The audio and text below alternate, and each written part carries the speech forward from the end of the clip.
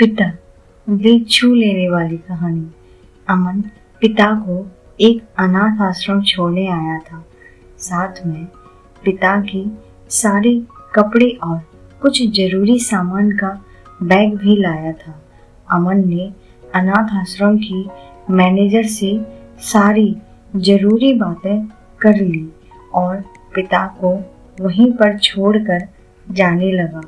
बेटा अमन अभी अनाथ आश्रम के बाहर निकला ही था कि उसका फोन बजा।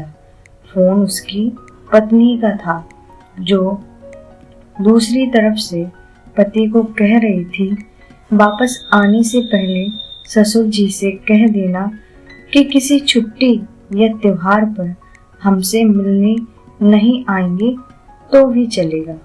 आप वहीं पर खुशी से रहिए और हमें भी यहाँ सुख से जीने दीजिए। फोन रखकर अमन वापस अनाथ आश्रम में जाता है। अमन की नज़र अपने बूढ़े पिता पर पड़ती है, जो अनाथ आश्रम की मैनेजर से हंस हंस कर बातें कर रहे थे और काफी खुश भी लग रही थी। अमन सोच में पड़ गया, उसका पिता अनाथ आश्रम की मैनेजर को कैसे जानता है। थोड़ी देर इंतजार करने के बाद जब उसका पिता मैनेजर से दूर जाता है, तब अमन मैनेजर के पास पहुंच जाता है और उससे पूछता है कि आप मेरे पिताजी को कैसे और कब से जानते हैं। मैनेजर बेटे को बताता है, मैं तुम्हारे पिता को कई सालों पहले तब से जानता हूँ जब वह अनाथ आश्रम में एक अनाथ बच्चे को गोद लेने आए थे।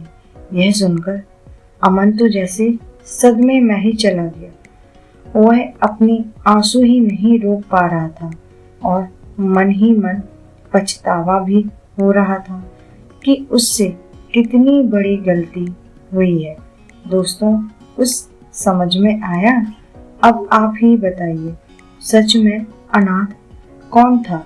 वह बेटा जो अपने पिता द्वारा बिना उसे बताए किए गए इतने बड़े उपकार के बदले उनके आखिरी समय में इस तरह ठोकर मार रहा था, या वह पिता जिसने एक अनाथ बच्चे को निस्वार्थ भाव से इतना प्यार दिया जितना खुद के बच्चे को दिया जाता है।